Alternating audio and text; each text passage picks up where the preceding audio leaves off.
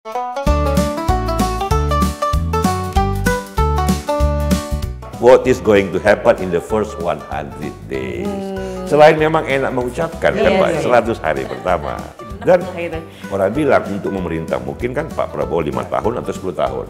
Tetapi selama 10 tahun berhasil apa enggak, lihat apa yang dilakukan 100 hari pertama. Udah mulai kelihatan nggak embrio keberhasilan. Nah, jadi kalau Pak Harto tugas utamanya SD, SMP, Impres, baca tulis dulu yang penting. Kalau gitu, gimana mau jadi negara yang bagus, negara maju orangnya nggak bisa baca tulis. SD, Impres, SMP.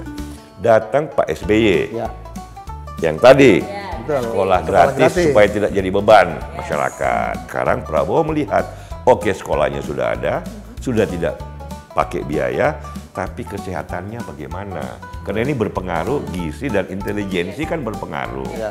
Tetapi kan tidak boleh bersikap ideologis dalam melihat metode. Metode itu harus praktis, fleksibel. Tergantung evaluasi lapangan. Jadi yang penting kejujuran, keterbukaan jiwa, kebesaran hati. Kalau cara ini nggak jalan, pakai cara lain. Jadi orang seperti Pak Mitro, ayahanda Pak Prabowo akan berkata, kalau mau 8%, jangan lupa dengan high core. Kita harus lebih efisien ekonomi kita. Investasi kita harus tumbuh dengan cepat, tetapi dengan lebih efisien. Memerintah dan melakukan transformasi sehingga kekuasaan itu punya makna. Bukan hanya kursi, bukan hanya power for power sake.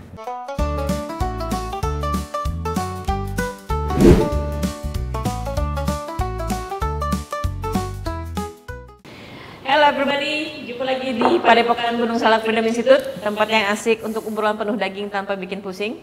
Pak Dayat, apa kabar? Sehat. Golden Age. Golden Age. Kemarin kita udah saksikan di belahan dunia sana. Dari Amerika, Cina, dan juga Amerika sekarang udah punya presiden baru, udah officially Donald Trump udah dilantik. Di sini kita juga punya pemimpin baru kan, baru 103 hari. 100 hari pertama baru lewat. Dan approval ratingnya wow juga nih, 80% menurut Kompas. Mengagetkan itu Mas, angka yang luar biasa menurut Kita kalau mau mengertikan baik, kita bisa bandingkan kan apa makna 80% itu, karena itu memang besar dari segi approval rating setelah 3 bulan pertama. Kalau di Amerika itu hanya presiden yang baru menang perang yang dapat 80% seperti George W. Bush setelah invasi Irak, atau George Bush senior mengalahkan Saddam Hussein, pahlawan perang biasanya singkat 80% dapat. Setelah itu sliding down. Itu situasi perang. Tapi kalau Pak Prabowo kelihatannya tanpa perang, tanpa ini 80% itu sebuah rekor tersendiri. Nah, kalau Mel, kita mau mengerti dengan baik, kita bandingkan misalnya yang di Eropa sekarang, negara terbesar Eropa. Nah, Keir Starmer Inggris itu sekarang per hari ini angka yang terakhir itu approval ratingnya 27%. 27. Rakyat yang suka lah kira-kira gitu ya, yang cocok dengan yang approve dengan kebijakannya, yang setuju. Itu kan approval rating namanya. Ini 27. Bukan untuk pemilu tetapi untuk melihat perkembangan sikap aja lah kira-kira. Popularitas atau tingkat persetujuan masyarakat kepada pemerintah yang memimpin. Itu biasanya. Jadi kalau rendah itu kan ada semangat anti-establishment, anti-pemerintah. Nah kalau kita lihat tadi kan Inggris 27. Kalau di Jerman Olaf Scholz itu 18%, lebih rendah lagi. Makanya kan bulan depan dia akan ada pemilu itu. Karena terlalu rendah, ditolak oleh parlemennya sendiri gitu, kanselir Jerman 18%. Kemudian di Prancis Presiden Macron yang dulu populer sekarang tinggal 21%. Ya, intinya kalau kita bandingkan dengan Eropa, kan itu mereka memang lagi ada semangat resentment, age of anger, menolak establishment. Nah, kalau di Asia agak berbeda. Pak Prabowo kan salah satu perwakilannya. Memang yang negara Asia yang maju, kalau Korea Selatan kan kemarin udah di-impeach. Kemarin kan impeachment kan. Tetapi Jepang pun yang stabil itu angka terakhir saya cek Perdana Menteri Shigeru Ishiba 28% approval rating. Jadi memang Asia kalau demokratis yang sudah maju kelihatan memang ada problem-problem fundamental ekonomi yang menua barangkali pertumbuhan ekonomi Jepang kan 20 tahun agak lambat betul dibanding negara maju yang lain, sehingga ada ketidakpuasan. Juga lebih kritis kan. Tetapi kalau Asia yang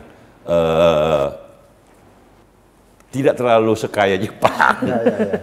Misalnya Malaysia, Perdana Menteri Anwar Ibrahim itu 54%. Lumayan kan, lebih dari setengah suka dengan pemerintahannya, kebijakan. India, Perdana Menteri Modi kan baru menang pemilu dan sekarang approval rating itu 70%. Ya, rekor tertinggi ya Pak Prabowo. Ya, sebagaimana dikatakan oleh Kompas kan dijelaskan approval rating keseluruhan itu 80%. Nah, ini penting nih Pak Dayat. Kalau kita artinya kan kepercayaan publik yang besar kan sebuah modal politik. Kan kalau untuk melakukan rencana besar pemerintahan tanpa dukungan transformasi besar, kan jangan lupa kan kata Presiden John F. Kennedy kan, we campaign with poetry. Berkampanye dengan puisi, kata-kata manis. Tetapi memerintah mengubah masyarakat, we do it with prose. We campaign with poetry, we govern with prose. Artinya nulis novel tebal kan nggak segampang nulis puisi singkat. Dan harus jelas narasinya. Narasi, plotnya, susunan skema, ceritanya. Nah, 5W1H-nya mesti jelas. Berkuasa tidak segampang berkampanye. Kira-kira kayak gitu. Jadi akan banyak dilema, akan banyak kepentingan. Karena itu modal politik awal dari segi approval rating dalam 100 hari pertama penting.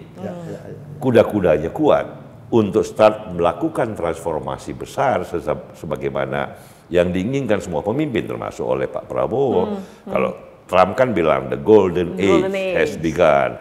Pak Prabowo kan juga selalu bilang Indonesia emas, Indonesia tumbuh 8%, swasembada pangan. Ini kan sebuah tujuan-tujuan besar yang hanya mungkin dicapai jika dukungan masyarakatnya kuat. Kalau di Eropa sekarang misalnya Keir Starmer dengan dukungan masyarakat cuma 25% approval rating, Olaf Scholz 18%, baru mau bikin apa masyarakat sudah, kalau nggak parlemennya berontak, masyarakatnya turun ke jalan. Macron kan juga begitu di Perancis. Jadi kita beruntung ada sebuah suasana masyarakat Indonesia sekarang for whatever reasons, ya apapun alasannya, mungkin karena kita memang setelah era pemilu pilkada masyarakat mendambakan stabilitas, cenderung lebih suka kalau pemerintah itu yang benar, yang jelas, yang stabil. Barangkali itu, tapi modal politik Pak Dayat. Jadi kalau itu bisa dibilang Prabowo ini sedang menikmati bulan madu atau bulan madu dalam pengertian menikmati puisi yang sangat indah hasilnya. Tapi sekarang wajib siap-siap menulis prosa. Bisa dibilang puisi berlanjut, bulan madu yang berlanjut. Tapi Pak Dayat benar. Harus siap-siap ada saatnya mulai menulis prosa. Ada saatnya mulai governing. Nah inilah barangkali yang penting untuk kita lihat dalam perspektif kan, seperti apa kira-kira prosa yang ditulis ke depan. Tanda-tandanya dalam 100 hari ini kan sudah ada apa yang bisa dilakukan. Nah 100 hari itu penting Pak Dayat kan. Kenapa 100 hari itu, kenapa semua 100 hari ini? Kenapa tuh Bang? Di Amerika begitu, di Amerika di Eropa begitu, di India begitu, di Jepang. Para pengamat tuh suka menjadikan angka 100 hari itu sebagai ukuran awal ya. Itu kenapa sejarahnya, ceritanya? Jadi ada nggak sejarah itu tuh? Sejarahnya mulai dari, ya bukan sekitar Amerika banget, bukan ya, faktanya begitu. Sejarahnya itu kan dalam perbincangan di dunia, kalau orang bicara politik, ada pemerintahan baru, orang bicara 100 hari. Itu awalnya dari Presiden Franklin Delano Roosevelt. Tahun berapa tuh Presiden Amerika? Setelah Perang Dunia Pertama, tahun 20, awal 30-an, 1930-an, kan waktu itu ada depresi besar. Depresi besar itu krisis ekonomi terbesar sepanjang sejarah modern lah ya, tahun 29. Tiba-tiba saham runtuh di Wall Street, kemudian di Eropa, ya, di Indonesia pun kena, waktu itu masih Belanda. Seperempat orang Amerika tiba-tiba menganggur di Eropa, lebih lagi gitu. Nah, Presiden Roosevelt ini yang jadi Presiden Amerika, dia cacat polio, nggak bisa jalan normal. Tapi kan waktu itu era radio, jadi belum kelihatan pemimpinnya, baru pertama kali suara. Nah, dia mengubah ekonomi Amerika, sistem kapitalisme Amerika menjadi lebih besar peran negara yang membantu masyarakat, namanya negara kesejahteraan, welfare state. Jadi pembalikan sistem ekonomi dan politik Amerika Di mana yang dulu orang menganggur nggak ditanggung pemerintah, sekarang pemerintah tanggung. Orang sakit, orang tua dikasih pensiun. BPJS. Jadi BPJS kita belajar dari situ. Asuransi sosial, kebijakan pengangguran, kebijakan subsidi untuk bukan subsidi kalau di Amerika asuransi. Jadi selama 15 tahun dia memimpin Amerika, fondasinya orang mengamati. Pada 3 bulan pertama, dia sudah menyiapkan semua yang dia ingin lakukan selama 10 tahun, 15 tahun ke depan. Dan dia sukses besar, banyak orang berkata bahwa karena persiapannya 3 bulan pertama, begitu dia menulis prosa, begitu dia mulai memerintah, struktur dasarnya, skemanya, orang-orangnya dalam 3 bulan itu. 3 bulan itu kelihatan embrionya. Karena itulah setiap kali sekarang orang bicara pemerintahan baru, termasuk Pak Donald Trump, Pak Prabowo, hari pertama, orang selalu bilang, what is going to happen in the first 100 days. Selain memang enak mengucapkan kan Pak, 100 hari pertama. Dan orang bilang untuk memerintah mungkin kan Pak Prabowo 5 tahun atau 10 tahun. Tetapi selama 10 tahun, berhasil apa enggak, lihat apa yang dilakukan 100 hari pertama. Udah mulai kelihatan enggak embrio keberhasilan, gitu loh. Itulah yang masyarakat katakan. Itu kan 100 hari pertama. vote-nya adalah 80% mengatakan bagus nih, approve, setuju. Gitu loh kira-kira. Lanjut. Itu berarti bulan madu belum berakhir. Kan biasanya orang bilang 100 hari pertama, the first 100 day is the honeymoon. Ya kan? Nah ini ternyata berlanjut. Nah kita lihat bagaimana ke depan. Kira-kira gitu Bu Amel. Ini Trump justru 2 hari dia udah bikin gebrakan tuh ya. Ya sebelum Prabowo sebagai contoh itu bagus tuh. Betapa pentingnya 100 hari pertama kan Pak Dayat. Bel. Kan kalau kita lihat Donald Trump kemarin hari pertama kan langsung sign beberapa executive order. Wah, jadi yang soal imigrasi Meksiko itu yang dia mau bilang stop the invasion langsung dia tanda tangan kemarin. Dan hari ini ya pagi ini langsung mengumumkan proyek baru, Stargate project Stargate untuk artificial intelligence bersama 3 pengusaha terdepan, satu dari Jepang, orang terkaya di Jepang, Masayoshi Son, pemilik SoftBank, dan 2 ya teman-temannya Elon Musk, sama Tech Bro kan, Sam Altman sama Larry Ellison dari Oracle. Dia mengumumkan bahwa this is a project $500 miliar, 7.500 triliun, 2 kali lipat APBN kita lebih kan, APBN kita 3.000 sekian kan. Jadi hari kedua, nah itu kan menggambarkan betapa pentingnya kuda-kuda pertama, 100 hari pertama. Dia baru 2 hari dia gaspol kan kelihatan, ya gaspol. Nah untuk menyusun fondasi 5 tahun ke depan kan, setelah itu prosesnya kan kelangkah. 4 tahun ke depan. Itu 100 hari itu nanti bisa nyaingin Prabowo untuk approvalnya itu? Ya kita lihat kan baru 2 hari belum ada survei. Nah yang menarik kan kalau kita mulai melihat substansi dari apa yang Pak Prabowo inginkan dalam 100 hari pertama yang barangkali bisa jadi refleksi 5 tahun atau 10 tahun ke depan kan.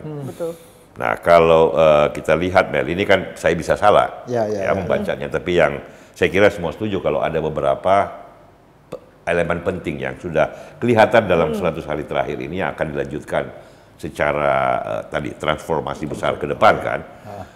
Yang pertama pasti yang namanya makan bergizi gratis, MBG kan, MBG ini kan bahkan bukan cuma sudah diomongkan tapi juga sudah dilaksanakan ya. Kita nanti lihat bagaimana evaluasinya.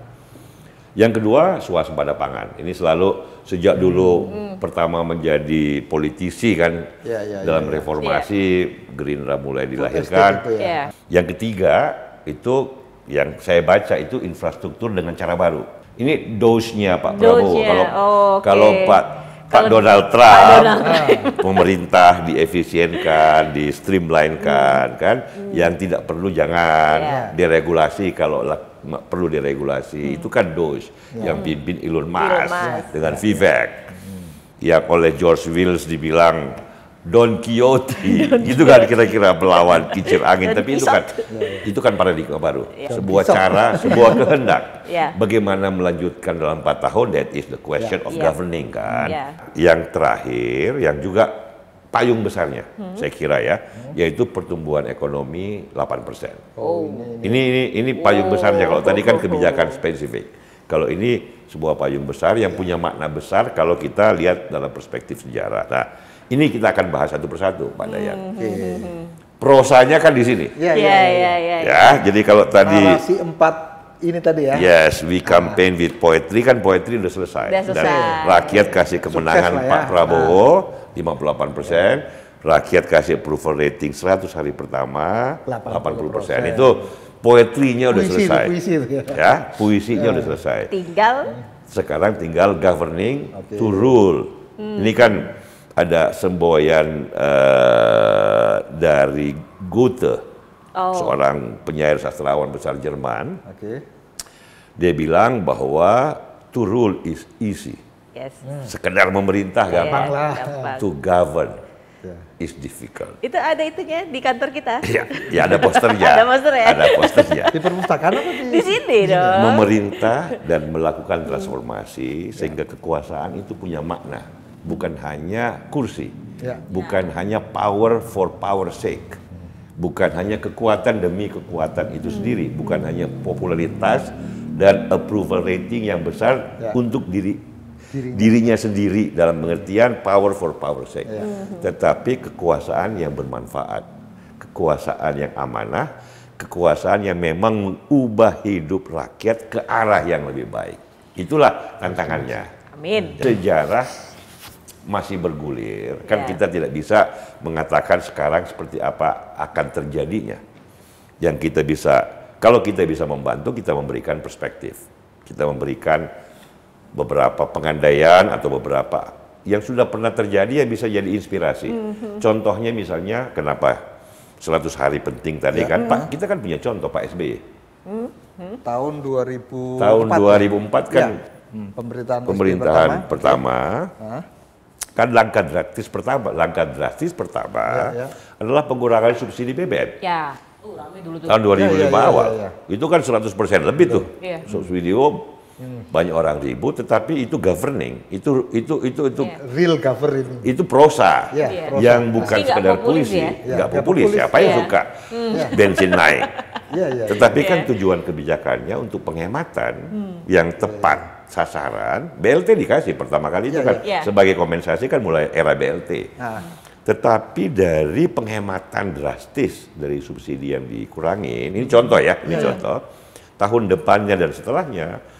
Anggaran pendidikan yang pertama kali 20% itu loh. Amanat undang-undang 20% pertama. Ada ruang fiskal, kan ada penghematan dari pengurangan subsidi BBM awal 2005. Pak SBY mampu pertama kali presiden menyelenggarakan amanah 20%. Dana pendidikan. Disitulah waktu habis itu pilkada, semua bupati dulu kan pendidikan gratis. 12 tahun. Menang semua yang pendidikan. Minister bikin iklan kalau nggak salah Mas. Ya, dan itu kan banyak yang protes waktu itu dan ada buku yang boleh dibaca itu tulisan di Kompas. Karena sangat nggak populis. Buku apa ya waktu itu? Dari langit. Pengarangnya tahu siapa pengarangnya? Dialah. Tapi itu kan mencerminkan bahwa saat itu Pak SBY menyadari bahwa pemerintah memang nggak segampang kampanye. Harus ada pilihan-pilihan pahit untuk kebaikan jangka panjang. Dan ternyata kebaikannya real. Anak-anak sekolah kita dapat pendidikan gratis, kena amanat 20% anggaran itu, dan yang diperoleh dari penghematan besar karena dampak politiknya setelah 5 tahun kan Pak SBY nikmati juga. Tahun 2009 pemilu setelah 2004 tadi kan. Kalau nggak salah Mas. Demokrat kan meningkat kursinya, partainya Pak SBY kan partai Demokrat meningkat dari 50 kursi menjadi 148 kursi pemilu 2009. Hampir 3 kali lipat. Akhirnya pilihan pahit, rakyat senang, Pak SBY pun senang. Nah, waktu itu kan tokoh terdepan yang membantu beliau bukan dari Partai Demokrat. Dalam soal ini, yang pertama kan Pak Yusuf Kalla, Wakil Presiden. Ketua Umum Partai Golkar. Yang kedua Menko Perekonomian, Pak Abu Rizal Bakri. Juga tokoh utama Partai Golkar, mantan Ketua Umum Kadin, salah satu waktu itu Pak Ical. Perusahaannya terkaya di Indonesia, kumpulan itu kan masuk majalah Forbes. Jadi dan beliau waktu itu kan dengan penuh kesadaran dan semangat, kita di Freedom Institute kan juga ikut membantu meramaikan dalam bentuk dukungan-dukungan intelektual publik terhadap kebijakan yang memang sudah sangat perlu, tidak populis. Tapi kan karena awal kan jadi ada ruangnya untuk melakukan itu. Pemilu masih jauh. Nah, jadi waktu itu juga Sri Mulyani baru masuk pemerintahan sebagai ketua Bappenas. Jadi 3 yang terpenting itu di bawah tentu saja Presiden, Pak JK sebagai Wapres, Pak Abu Rizal Bakri dan Ibu Sri Mulyani.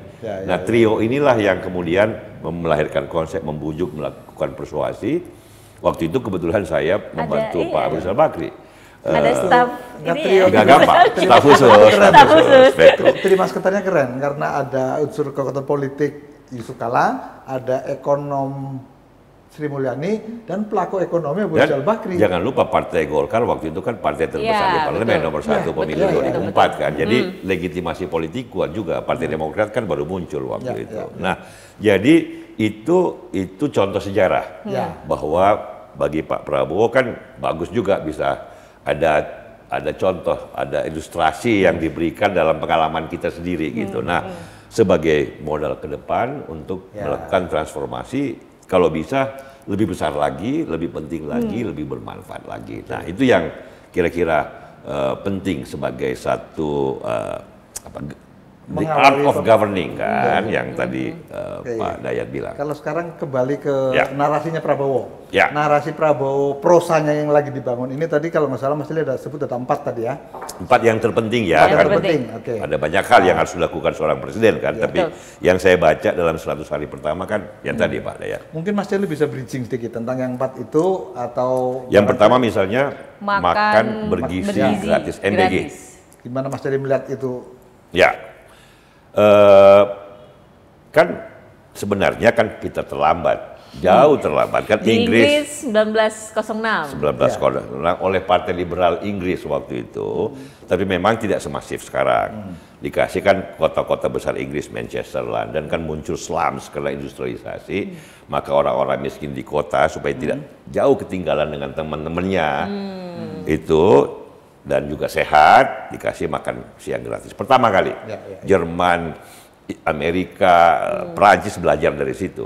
Nah, kalau kita mulai sekarang kan, ya kalau orang pesimis bilang terlambat banget, tapi kan kita bisa bilang terima kasih Pak Prabowo daripada tidak, kan lebih baik terlambat. Jadi memang sudah saatnya. Dan sebenarnya kalau kita mau lihat dari perspektif sejarah, it's about time. Dan adalah berkelanjutan sebenarnya. Persis Pak Dayat. Kebijakan ini adalah kelanjutan panjang bagaimana pemerintah Indonesia mendidik anak-anak Indonesia dan membuat mereka sehat jiwa dan raganya. Ini kan kata-kata para pendiri bangsa kita, sehat jiwa dan raganya. Nah, ini evolusi panjang bagaimana kita mengembangkan anak-anak kita. Kan tadi sudah kita katakan Pak SBY sekolah gratisnya. Dan sebelumnya jangan lupa ini Mas Pak Soeharto dengan bikin SD Impres. Pak Harto naik akhir tahun 60-an, lihat Bung Karno hebat. Merdeka Indonesia, penyatuan kebangsaannya, nationnya dapat.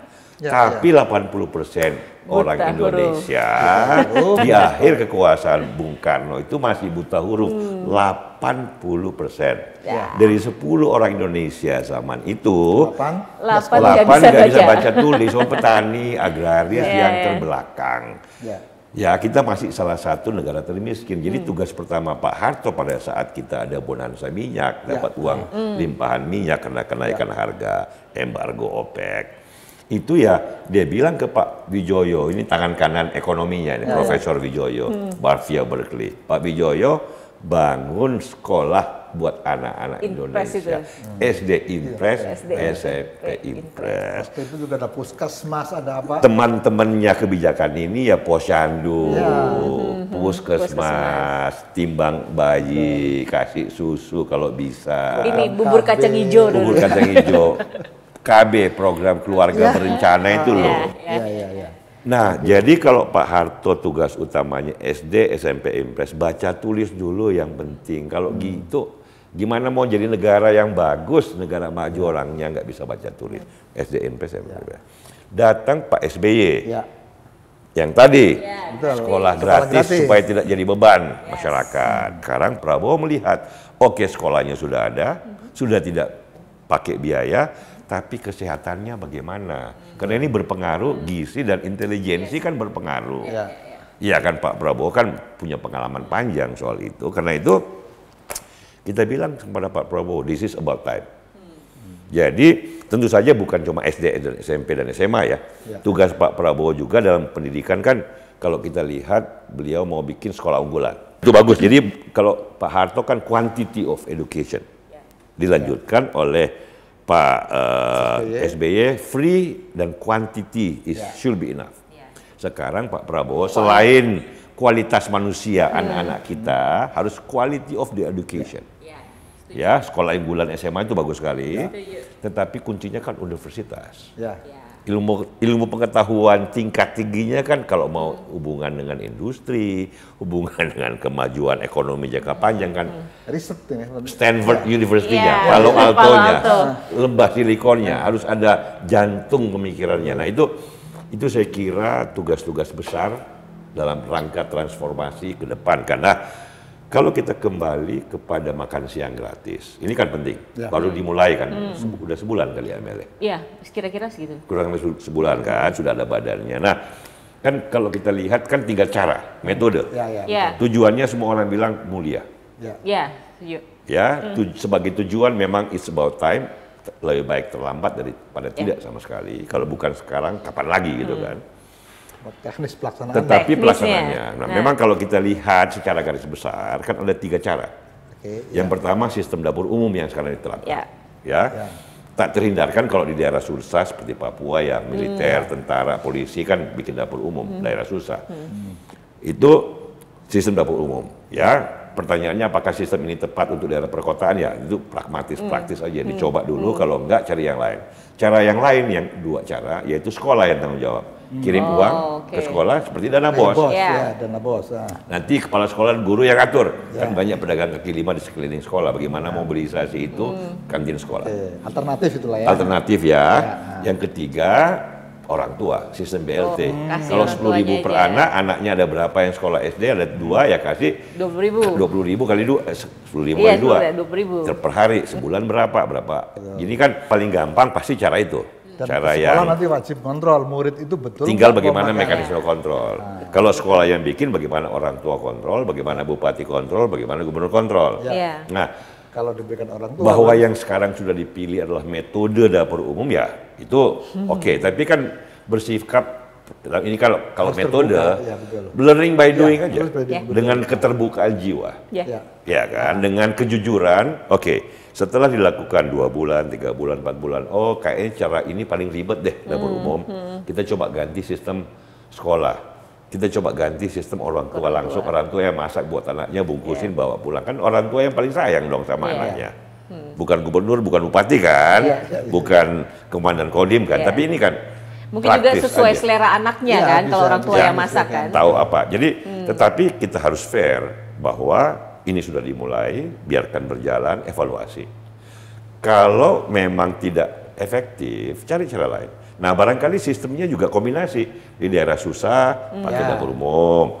Di daerah yang gampang, sistem sekolah, di mana sekolahnya ketahuan bagus, guru-gurunya, kepala sekolahnya, lingkungan pedagang sekitarnya ada, sekolah yang penyelenggaranya. Di mana daripada ribet pakai sistem BLT aja deh, kirim uang aja kan, tinggal identifikasi orang tua. Di daerah-daerah yang orang tuanya nggak terlalu sibuk, aman itu sistem BLT itu lebih dan juga bisa membantu orang tua dong. Kan orang tua kalau punya 3 anak sekolah dikasih 30.000 sehari, dia masak, barangkali kakaknya pun bisa dapat, gitu loh. Barangkali adiknya yang bayi juga bisa dapat. Nah, tetapi kan tidak boleh bersikap ideologis dalam melihat metode. Metode itu harus praktis, fleksibel, tergantung evaluasi lapangan.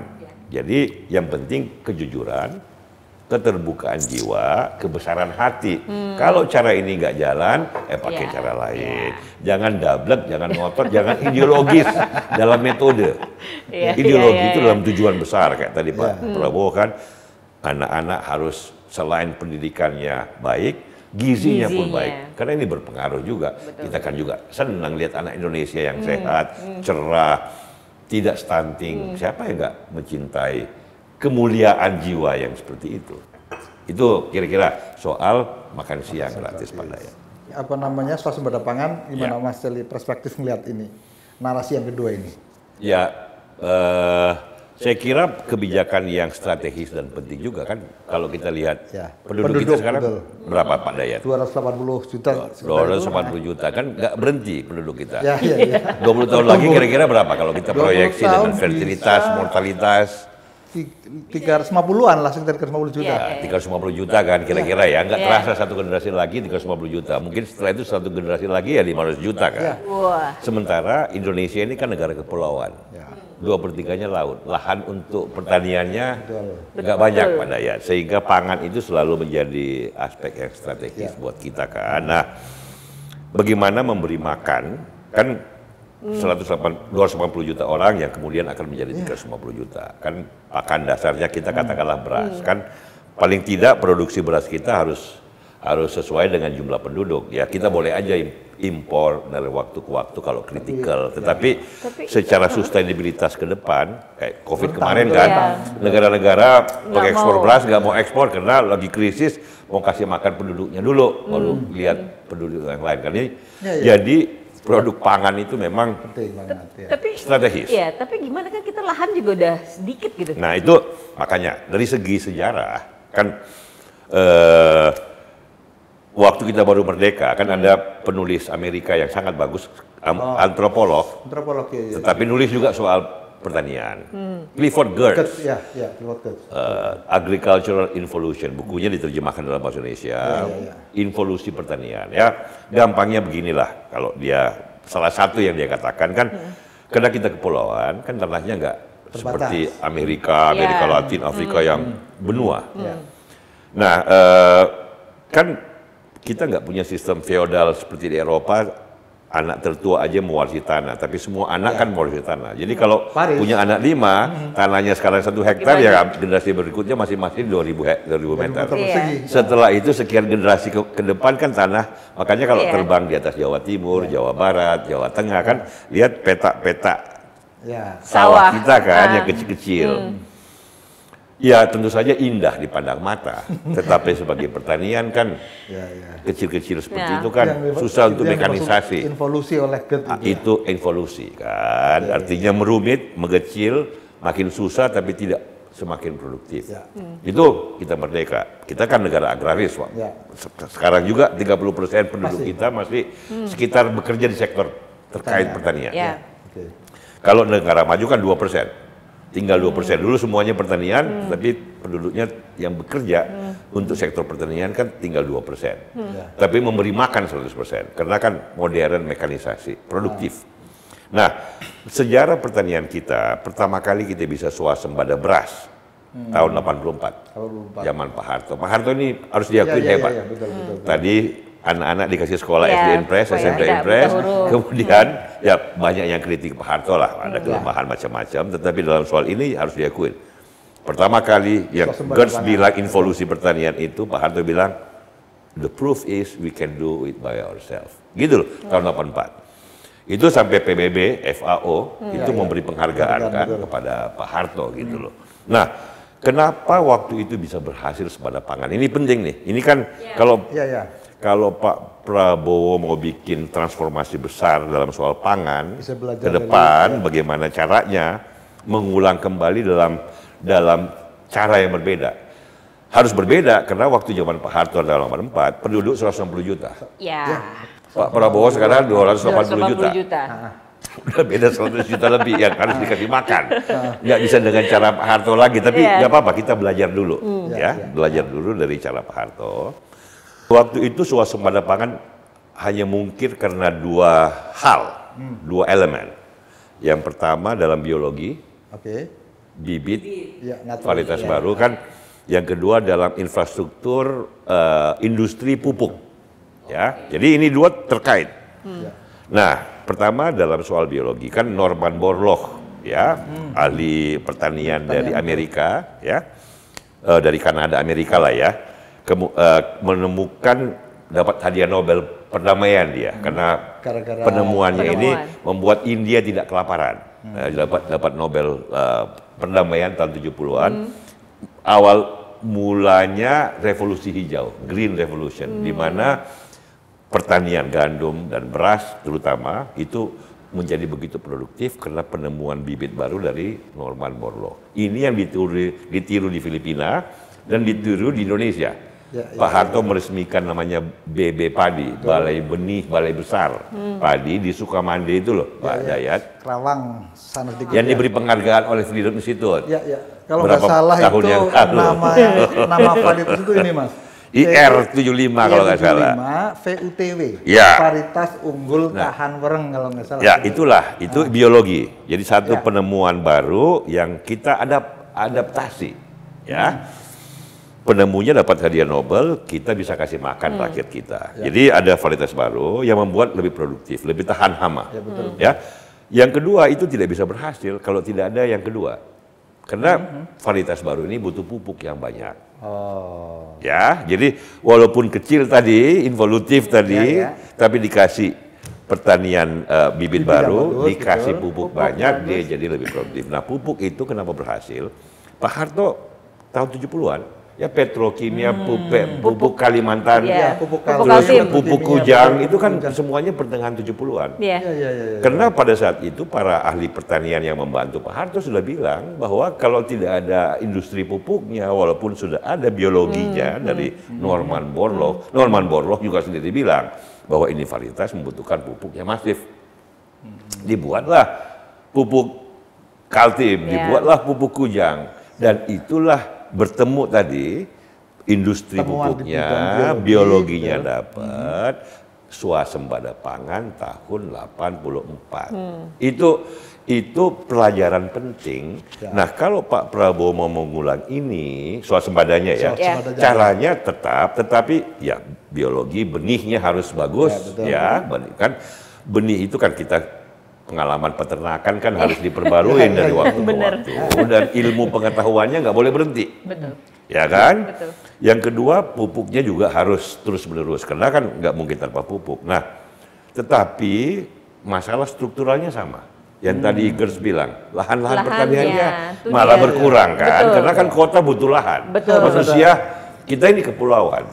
Jadi harus ada game changer, harus ada satu paradigma baru pertanian Indonesia yang modern. Nah, menurut saya apa yang sudah dirintis Pak Prabowo di awal 100 hari ini, food estate di Merauke, atau food estate di Kalimantan. Kalau Kalimantan, kita bisa catat dulu bahwa Pak Harto pernah coba 1 juta hektar di Kalimantan, cari lahan baru. Karena lahannya lahan gambut, Mel. Pertanian itu nggak bisa lawan tanahnya. Tetapi di Merauke, lahannya datar, banyak sungai, karena pegunungan Jayawijaya kan tingginya 4.000, 5.000, banyak sumber air. Jadi di bagian selatan Papua, yang Merauke, Asmat dan sekitarnya itu, memang tanahnya ideal. Airnya banyak, aluvial, topsoilnya bagus. Dan kalau mau cari 1 juta, 2 juta hektar di situ ada. Nah, tentu saja begini. Kayak tadi kan metode yang tadi. Bagaimana caranya sehingga pelaksanaannya memang baik. Karena kalau mau mekanisasi besar-besaran, dan hanya itu caranya. Ya, lahan luas terhampar. Nggak bisa lagi hanya sekedar cara Pak Harto tahun 84. Karena penduduk makin banyak, lahan makin kurang kan. Itu kuncinya tuh, itu kuncinya. Sehingga satu-satunya di Indonesia ini, yang kepulauan ini, tanah yang ada untuk ideal ya, pertanian modern yang full mechanized. Di mana kalau sekarang ini kan 1 hektar kira-kira 45 ton per hektar sawah lah ya, dapat padi, dapat berasnya. Kalau modern bisa sampai kayak di berbagai negara 8 ton sampai 9 ton, 2 kali lipat. Fully mechanized dan untuk 1 hektar ya. Untuk 1 hektar, dan penduduknya kan kurang. Yang bekerja di situ, sehingga penduduk yang tersisa di pertanian sekarang 30% kan bisa masuk ke sektor industri, masuk ke sektor urban. Anak petani ini loh, ini kan teori negara maju kan gitu, semuanya dulu negara pertanian, kemudian menjadi negara maju, sekarang di Amerika tinggal 2%, di Eropa 2% yang kerja di pertanian, tapi makannya cukup. Nah, itulah mekanisasi, itulah industrialisasi pertanian. Itu yang harus dilakukan di Merauke dan sekitarnya. Mekanisasi berarti. Tinggal bagaimana melakukan itu, penduduknya senang, penduduknya ikut terlibat, saudara-saudara kita orang Papua yang asli maupun pendatang yang di sana, itu bisa merasa mendapat manfaatnya yang besar. Nah, ini kan demokrasi, ini ilmunya governing tadi. yang dilakukan, dikonsepkan oleh Pak Prabowo adalah cara yang benar. Game changer. Tinggal bagaimana realisasinya. Apakah memanfaatkan ilmu modern. Ya, artinya tadi kan biologi kelanjutannya, mekanisasi modern, tetapi juga memang penduduk di Papua Selatan kan sangat sedikit dibandingkan Jawa. Ya, kepadatan penduduknya. Tapi kan manusia adalah manusia. Individu adalah individu yang harus dihargai. Nah, bagaimana negosiasi, bagaimana melakukan pemerataan, bagaimana membuka kesempatan kerja, sehingga ini disebut sebagai peluang baru oleh siapapun, termasuk oleh para saudara-saudara kita yang ada di sana, Mel. Sehingga pemerintah senang, rakyat senang, Indonesia sebagai sebuah bangsa dapat memenuhi pangannya sendiri sebagian besar paling tidak. Harus ada cara bagaimana tanah-tanah yang memang ideal buat pertanian modern skala besar bisa dimanfaatkan. Dan saya kira bagusnya adalah langkah pertama Pak Prabowo sudah dilakukan. Itu kita harus apresiasi. Nah, tentu saja semua pihak wajib bagaimana memberikan pandangan sehingga lebih baik lagi pelaksanaannya di masa-masa mendatang. Kira-kira itu. Oke Bang, lanjut nih, yang ketiga, infrastruktur diserahkan swasta. Ini hampir mirip kayak di Amerika nih ya. DOGE, Department of Government Efficiency gitu kan ya. Semangat.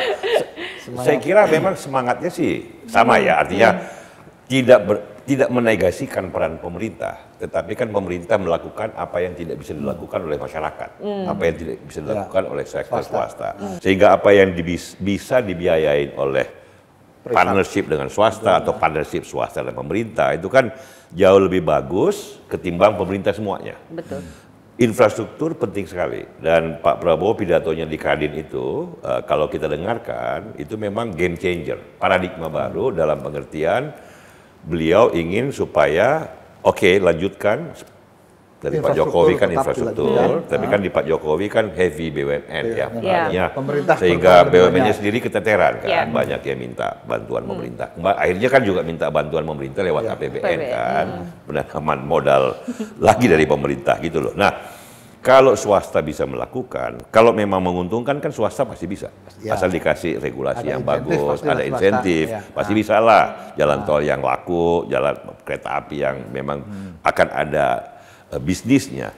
Jadi dengan begitu kita bisa membangun pemerintah tadi konsentrasi pada yang memang nggak mungkin swasta kan, memberi makan siang gratis, memberi sekolah, itu harus pemerintah. Jadi intinya adalah tinggal bagaimana melaksanakan ke depan. Sebagai sebuah ide bagus sekali, dan ini kan mengingatkan kita terkait ya dengan ide Pak Prabowo untuk tumbuh 8%. Ya, tumbuh 8% itu kan penting untuk kalau kita lihat 20 tahun ke depan.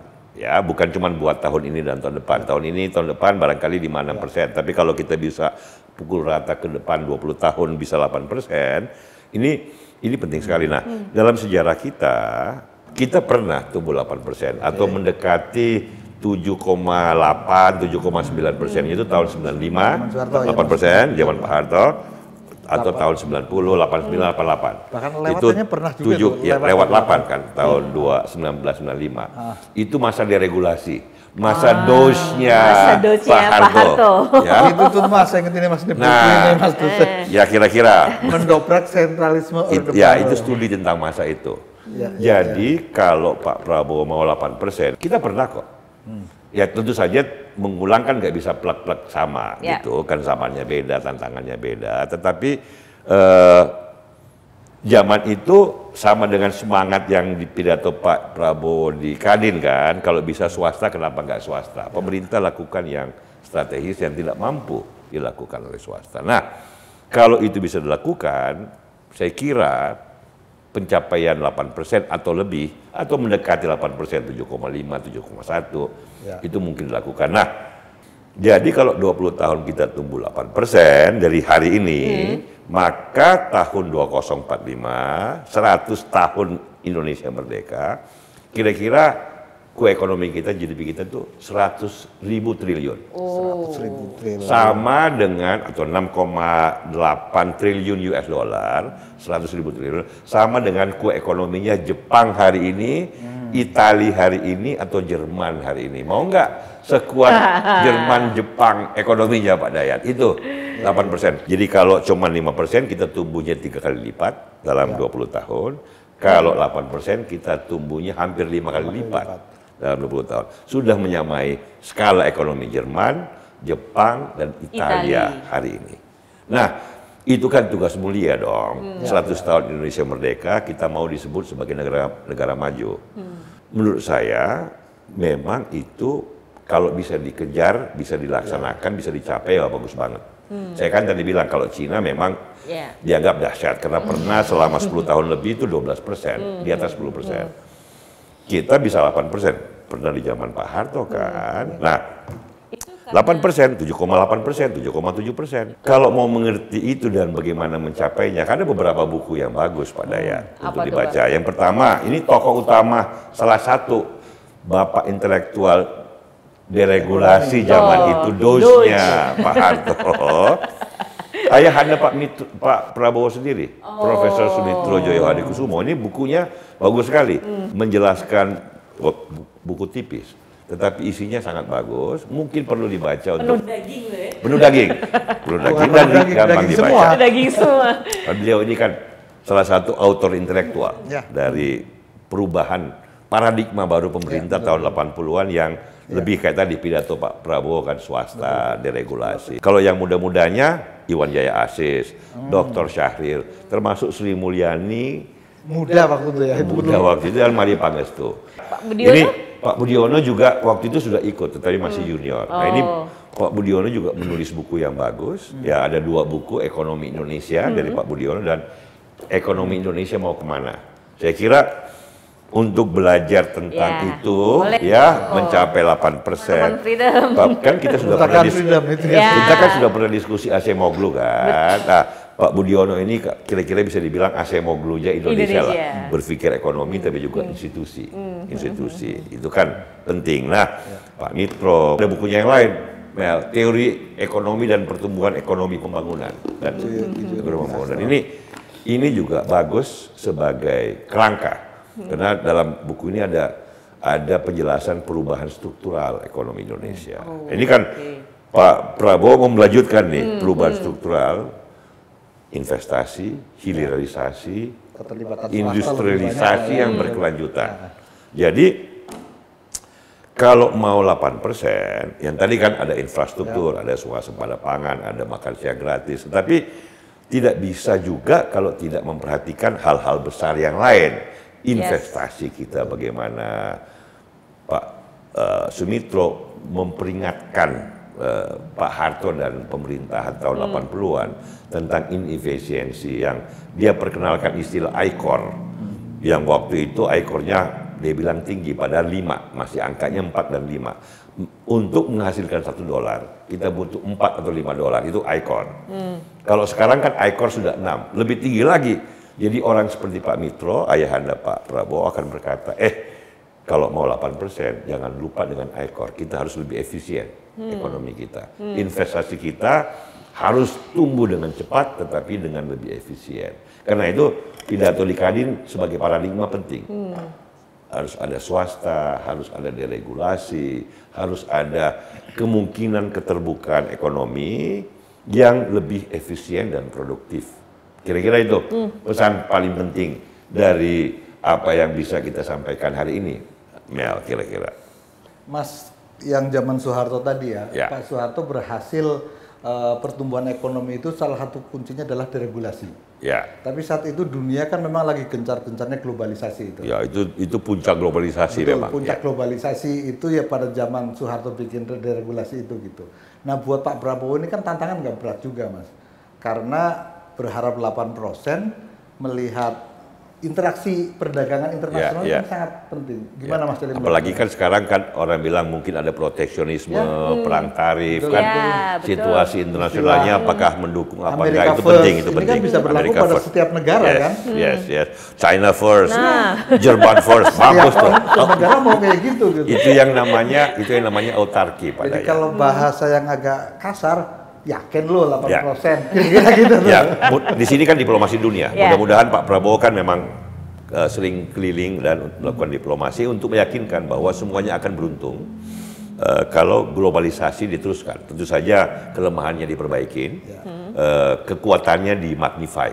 Nah, contoh tadi Dayat bilang bahwa salah satu kunci kenapa Pak Harto berhasil tadi tumbuh 8%, 7, sekian persen, zaman deregulasi karena juga sistem dunia kan.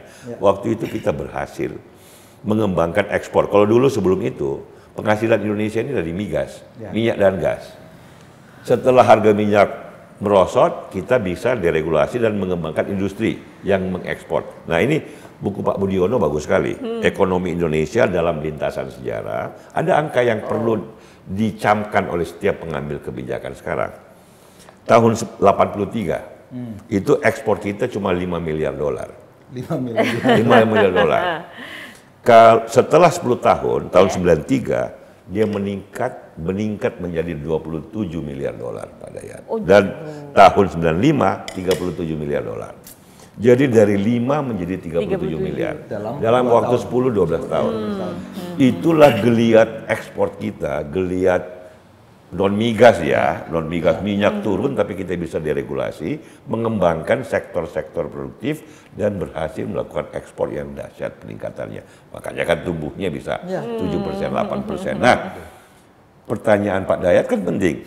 Apakah kalau toh Pak Prabowo berhasil domestiknya, apakah dunia internasional ini, perdagangan dunia ini bisa memberikan kayak tahun 80-an kan ada Ronald Reagan, ada Margaret Thatcher, terbuka banget optimisme dunia untuk perdagangan yang terbuka, globalisasi. Nah, mudah-mudahan kalau saya lihat naga-naganya, walaupun retorika orang kayak Trump, orang kayak Xi Jinping, kok ada naga-naga perang tarif, tapi rasanya tidak.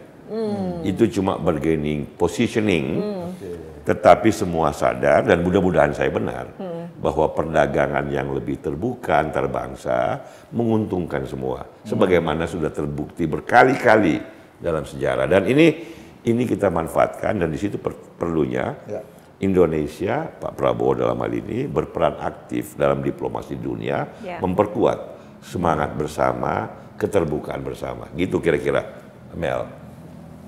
Bagus banget. Hari ini kita mendayung dua karang. Benar, dan daging banget ya. Tapi sebelum kita tutup nih, aku mau baca kutipan dari bukunya ayahnya Pak Prabowo nih. Mas Sumitro ini itu bisa jadi wasiat itu. Wasiat orang tua pada anaknya itu. Betul, nih wasiat. Jangan lupa Profesor Sumitro disebut begawan ekonomi Indonesia. Begawan ekonomi, benar. Peletak fondasi Jakarta School of Economics di UI yang menghasilkan Sri Mulyani, Hati Basri. Ya, itu dia nih begawan. Aku bacain ya. Pak Prabowo ini pesan dari ayahanda. Hakikat dan makna intervensi pemerintah dimaksud untuk menanggulangi dan meniadakan distorsi dan bukan sebaliknya. Pengendalian kebijaksanaan yang terlalu mengandalkan perizinan, kuota, pembatasan dan sebagainya senantiasa mengandung kecenderungan mungkin saja dengan tidak disadari oleh penyelenggara kebijaksanaan untuk justru menegakkan dan mempertajam distorsi yang ada dalam ekonomi pasaran. Itu dia pesannya ayahanda Sumitro kepada Pak Prabowo yang sekarang jadi presiden kita. Ya, saya kira pesan keramat itu. Ya, saya kira pesan yang mulia dan kita semua berharap pemerintahan Republik Indonesia yang dipimpin Pak Prabowo saya kira insya Allah akan sukses gilang gemilang. Sebagai warga negara kita mengharapkan itu. Oke, tutup. Oke, terima kasih Pak Jeli dan Pak Dayat dan teman-teman Freedom. Terima kasih sudah bergabung di Padepokan Gunung Salak Freedom Institute hari ini dan nantikan kami di episode selanjutnya. Bye-bye. Bye.